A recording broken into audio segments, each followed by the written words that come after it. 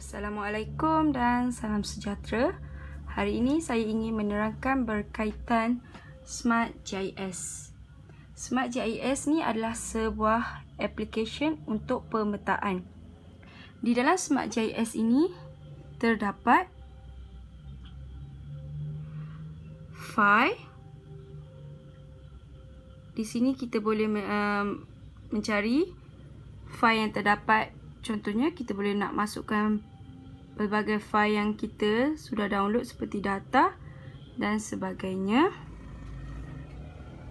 Seterusnya dalam SmartGIS terdapat, ni adalah untuk save map, ini adalah untuk remove layer, dan ini adalah untuk add layer. Ini adalah layer go up, layer go down. Ini adalah layer properties. Ini adalah view data table untuk melihat data-data dalam bentuk table. Ini adalah undo, redo, dan ini adalah clear selection, maksudnya untuk mencuci yang kita select, untuk membuang data yang kita tidak ingini. Dan ini adalah query builder untuk membina sesuatu peta tersebut, dan ini untuk print. Dan seterusnya ini adalah untuk save image. Ini adalah shorter path. Ini adalah coordinate system converter, dan ini adalah GPS setting. Ini adalah Google Earth, dan ini adalah 3D view. Semua fungsi di atas ini adalah mempunyai fungsinya yang tersendiri, yang boleh digunakan untuk menyiapkan satu peta ataupun menganalisis satu peta yang kita inginkan. Dan di sini kita boleh masukkan add layer ini, kita boleh masukkan data-data yang kita ingin untuk membina peta dan untuk menghasilkan peta. SmartGIS juga dapat menganalisis data-data yang diperolehi untuk kegunaan menganalisis sesuatu data yang diperolehi. Oleh itu, semua yang ada di atas ni mempunyai fungsinya yang tersendiri yang boleh digunakan oleh orang untuk mengedit peta bagi GIS. Yang kita lihat, data-data Jon Snow dipaparkan dalam banyak jenis data dan banyak bentuk file, yang mana terdapat DBF file, yaitu database, dan PRJ file, yaitu file project atau project file.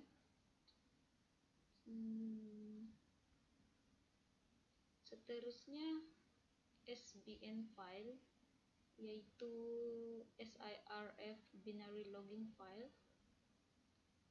Terdapat juga SBX file, yaitu ArcView Spatial Index Foreign. Terdapat shape file, SHP. Terdapat juga SHX file, yaitu shape entities file. DB file sama seperti yang sudah disebutkan tadi. FLD file, yang mana field define module file. Shape file, SHX file. TFW file, yang mana digunakan untuk TIF image. Ini TIF file. Tag image bitmap. TFW sama dengan tadi. XML document, yang mana extensible markup language. terdapat juga OBR file, yang mana ini adalah overlay maker file, dan file-file yang sama seperti yang saya sebutkan dengan di atas tadi.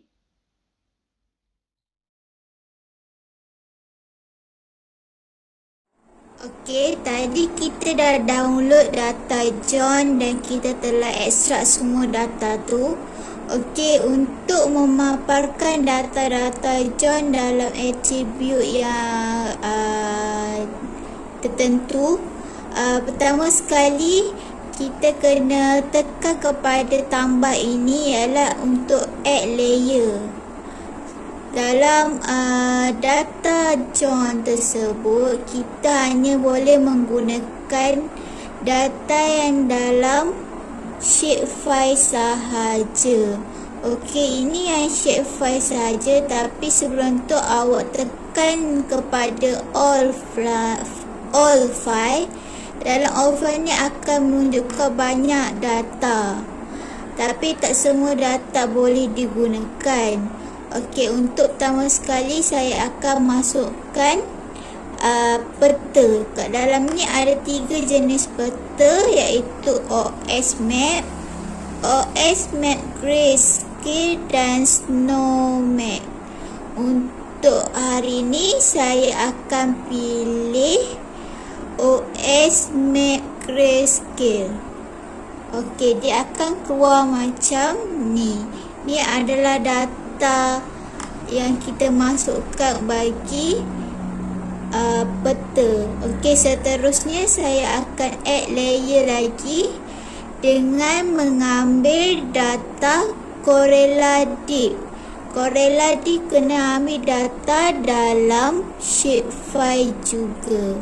Okey, tekan dan dia akan keluar atribut yang berwarna hijau. Nampak tak? Semua ni warna hijau ini adalah data-data atribut bagi Corella Deep. Okey, seterusnya saya akan add layer lagi satu data, iaitu mengenai data pump juga dalam shapefile. Okey, saya dah masukkan ini bagi pump warna merah. Ini juga bagi pump warna merah. Okey, maka dalam peta ini saya telah add layer beberapa data, iaitu data di Corella dan data pump. Dalam untuk Corella Deep akan memaparkan data yang berwarna hijau, dan data pump akan dipaparkan dalam titik yang berwarna merah. Okey, baiklah. Tadi kita dah add data untuk map, untuk Corella Deep dan untuk pump. Semua data tu, data Corella Deep dengan data pump tu kena dalam file shapefile sahaja, dan untuk peta tu kena dalam TIFF file. Okey, untuk dapatkan loretan kawasan bagi Corella Deep dan pump, hasil ni dia akan jadi macam ni.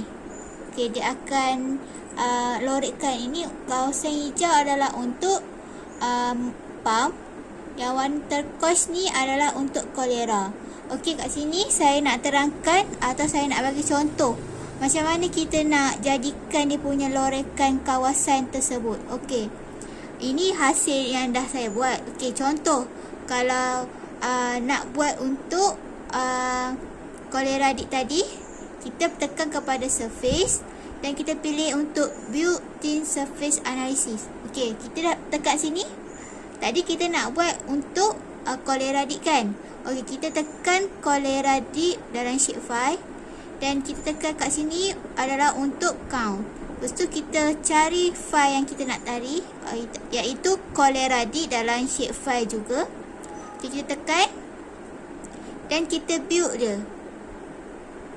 Kita kena build dia sampai dia jadi satu new thin layer. Macam dekat sini dia tulis kosong. Kosong maksudnya dia tak ada lagi new thin tu untuk disavekan kat dalam file yang kita ada tadi. So kita kena try sampai dia jadi satu. Bila dah jadi satu, nanti barulah boleh add untuk new thin satu ni, dia akan jadi warna ni. Lepas tu kita seterusnya kita add lagi untuk thin tu, kita pilih untuk pump pula. Untuk pump pula kita kena pilih untuk ID dan kita cari file dia, iaitu pump. Lepas tu kita build dia sampai dia jadi satu new thin. Macam tadi saya cakap, jadi akan jadi satu. Macam ni jadi kosong. So kita kena try dia sampai jadi satu. Bila dah jadi satu, dia akan tersave kat dalam file yang kita dah ada tadi. So kita boleh add data. Contohnya macam ni, kita tak add data lagi, kita hanya add data untuk pump, cholera dan dia punya peta. Bila kita dah ada data untuk yang lorekan kawasan tu, dia akan tersave dan kita akan add data, dia akan jadi macam ni. So kita akan nampak kat situ warna yang berlainan. So kat sini untuk yang turquoise adalah untuk cholera D, kawasan yang terkena kematian, dan untuk yang hijau ini adalah untuk pump. Okey, itu sahaja.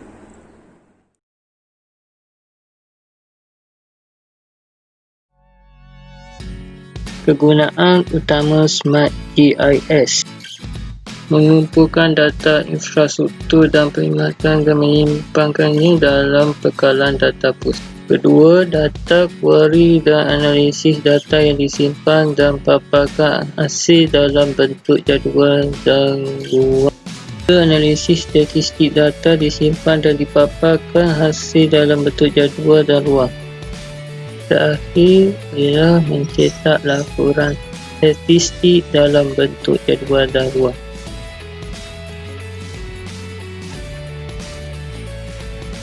Static dan Smart GIS untuk web dan mobile GIS. Libatkan paparan Google Maps, Shutterstock and GPS. Dynamic Smart GIS untuk web dan mobile GIS. Libatkan paparan laporan dan analisis perkhidmatan dan infrastruktur.